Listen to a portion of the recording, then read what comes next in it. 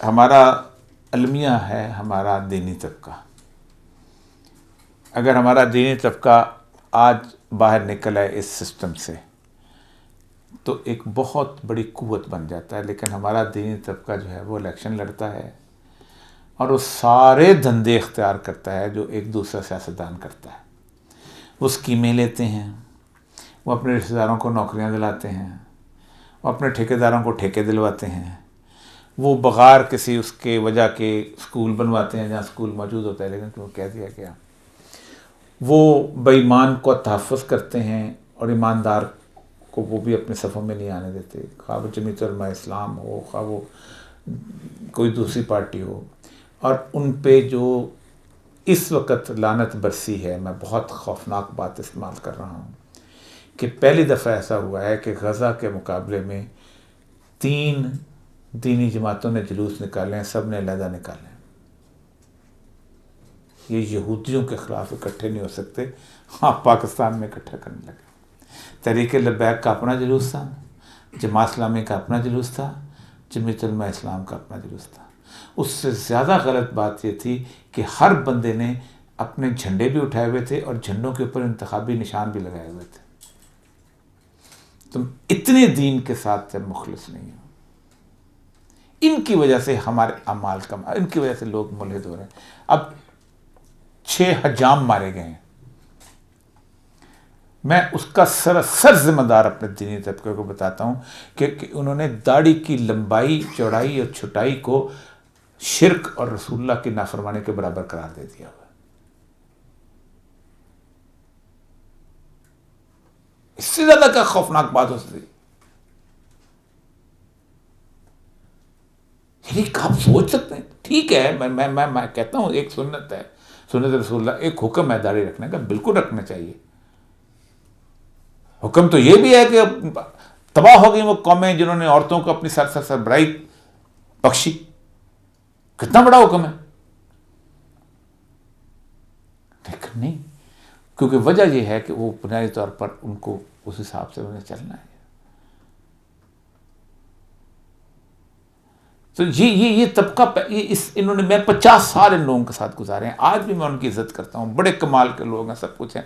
لیکن کیوں اللہ پھر متحد نہیں ہونے دیتا.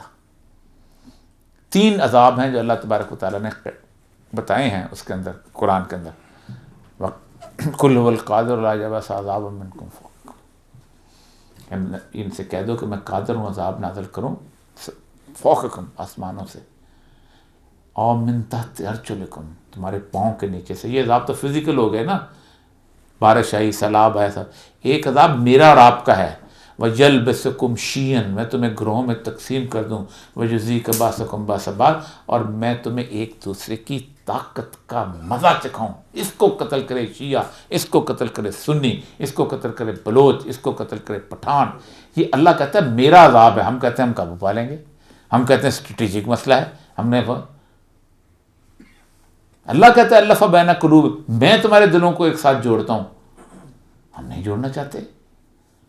تو اصل مسئلہ یہ ہے کہ آپ جن کو اکٹھا کرنا چاہتے ہو نا، وہ اکٹھا اس لیے نہیں ہو سکتے کہ اللہ کا عذاب یہ ہے. ان سے آپ بیٹھ کے آپ بات کریں. اور اب پتہ کیا ہو گیا ہے، اب پھنس گئے ہیں. پہلے انہوں نے ایک بنایا، یہ کافر ہے، اس نے سیدہ عائشہ کی توہین کی ہے، یہ کافر ہے، اس نے سیدہ فاطمہ کی توہین کی ہے، یہ کافر. انہوں نے جا کے قتل کرنے شروع کر دی. ان میں سے کچھ لوگ جو تھے وہ انہوں نے جا کے پھانسیاں بھی کھا لیں، کچھ لوگ جیل میں چلے گئے. اب اگر یہ کہیں گے نا تم صلح کر لو، تو وہ کہیں گے میرا بیٹا مروا کے صلح کرواتے ہو تم مجھ سے. اب وہ ان کی گردن پہ سوار ہو چکے ہیں، اب وہ ان کو نکلنے نہیں دیتے. یہ ہے اصل المیہ. اس المیہ کے پیچھے یہ خود نہیں تھے، ان کے پیچھے پوری کی پوری انٹرنیشنل ایجنسیاں تھیں جنہوں نے پیسے دیے، جنہوں نے دے دیے. یہ سعودی عرب تھا، یہ ایران تھا، یہ باقی لوگ ہمارے سامنے بنتے رہے ہیں. 79 آنورڈ جس طرح پیسہ آیا ہے اس ملک کا دونوں طرف سے، جس طرح روپیہ آیا ہے، جس طرح لوگ، میں نے ٹریننگ کرتے ہوئے لوگوں کو دیکھا ہے. میں نے مختلف ملکوں میں، نام نہیں لینا چاہتا، ایک ملک میں میری پوسٹنگ تھی، وہاں ٹریننگ کی انہوں نے. یہ ہے المیہ. کون کس کو بٹھائیں, کیسے, کون اکٹھا ہوگا, کیسے اکٹھا ہوگا. اتنا میں چھوٹا سا بچہ تھا جب ہم اس میں جلسوں میں جاتے تھے. مولانا غلام غوث ہزاروی ہوتے تھے ایک, اور اس کے ساتھ مولانا مفتی محمود صاحب ہوتے تھے. آپ سوچ سکتے ہیں کہ جس قسم کی زبان استعمال کی جاتی تھی اپنے مخالف علماء کے بارے میں, مولانا مودودی کے بارے میں. مولانا مودودی اور مریم جمیلہ کا اسکینڈل شروع کیا ہوا تھا اسی لاہور شہر کے اندر, اور ایسے مزے لے چسکے لے کے سنایا جاتا تھا. میں 1970 اور 69 کی باتیں کر رہا ہوں. ایسے ایسے لفظ, ولد الزنا, ولد الحرام, پتہ نہیں کیا, اور یہ ان کی تو ڈکشنری عجیب و غریب قسم کی تھی. تو یہ ہم پہ افتاد کیوں آیا ہے؟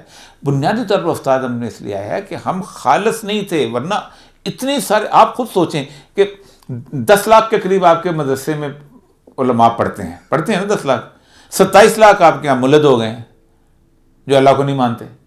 یہ میری وجہ سے ہوئے ہیں, آپ کو دیکھ کے ہوئے ہیں. جب وہ کہتا ہے کہ یار یہ تو نائی کی دکان نہیں چلنے دیتے, کسی ایک نے کنڈیم کیا کہ نائی کو تم نے غلط مارا یار, تو پھر نواز شریف بھی شیو کرتا ہے اس کو بھی گردن اتارو, شہباز شریف بھی شیو کرتا ہے اس کی بھی گردن اتار دو, اس کے ساتھ بیٹھ کے تم سائن کرتے ہو.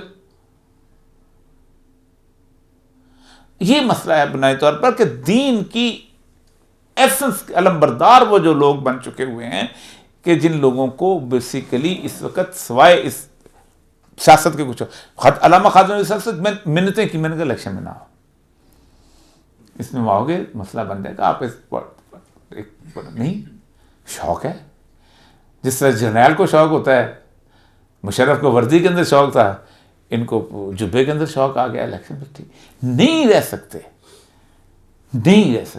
واپس تم ایک فورس بن کے کھڑے ہو جاؤ. تم بات اللہ نے 2 دفعہ ان سے کام کروایا ہے, اور وہ کام ان کو الیکشنوں کے بغیر, کیونکہ نیت خالص تھی, قادیانیوں کو اقلیت قرار دینا تھا.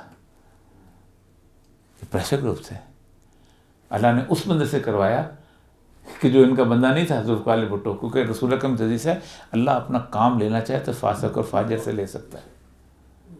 دوسری دفعہ مشرف کے خلاف اکٹھے ہوئے تھے جس وقت اس نے 295C اکٹھا کرنا شروع کی تھی. ختم, جو سلمان تصویر مارا گیا پر سب کچھ ختم ہو گیا. تو اس کو تو اپنے اسمبلی میں الیکشن نہیں جیتا تھا. تو ضروری ہے کہ الیکشن لڑو.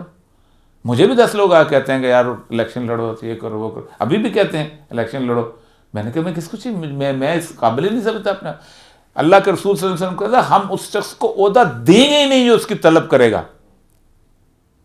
حکمن کہا آپ نے, ادھر جناب بطل حریت, شہنشاہ فلانا دھونا فلانا فلانا, ووٹ کا اصلی حقدار. یہ اصلی حقدار کس اللہ کے رسول کی حدیث کی کوئی مخالفت نہیں ہے. لڑنے دو اور ان کو چیک کرو آگے. اسلام کا تو تصور یہ ہے کہ basically you should become checking person, جس سے کہتے ہیں کہ ایک کنٹرولنگ فورس کے طور پہ آپ کے سامنے